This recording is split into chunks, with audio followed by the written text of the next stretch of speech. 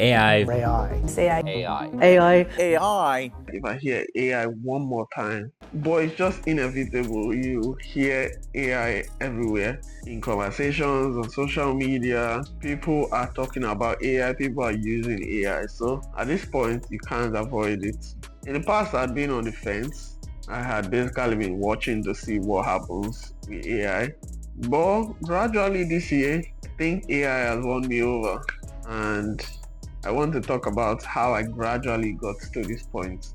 So it started with generative AI, specifically an application of generative AI called Magic Eraser. And it allows you to, maybe you took a picture and there's an object or some objects that you don't want to be in the picture, you can circle it out and it will take out that object from picture. I tried this out myself and it was good. Again, you can see some issues with the edited picture, but for me it's like this is the worst version of this tech that will be available.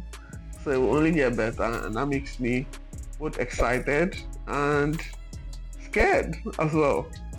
And then I started using GitHub Copilot, especially with my work. Basically, it helps with coding. It doesn't actively code for you, but it's there giving you suggestions as you're working, and it helps you to pretty much write code a bit faster.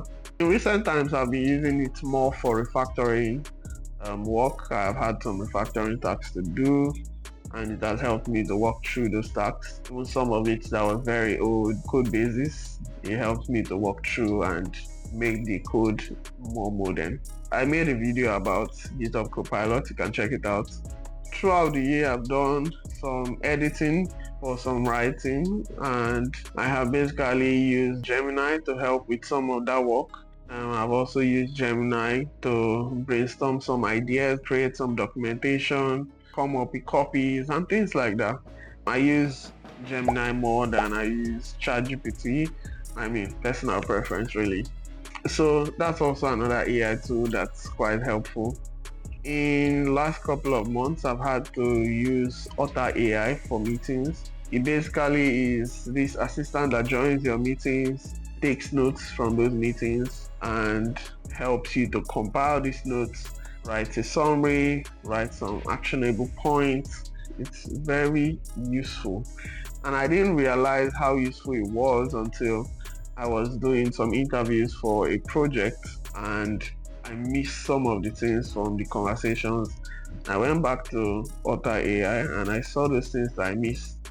I mean, it seems so simple for people that maybe have been using the tool, but I'm just using it, so it's new to me.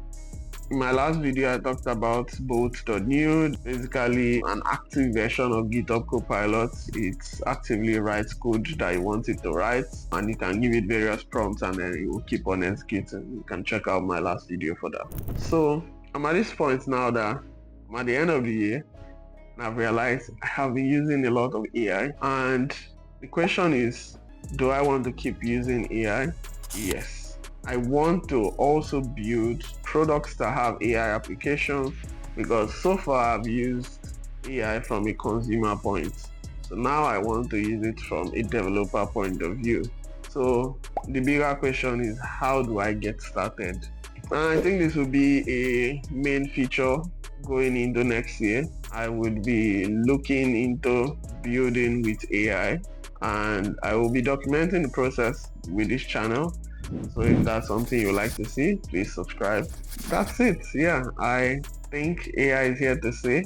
I'm no longer on the fence about it again, and I will be diving headfirst into this technology.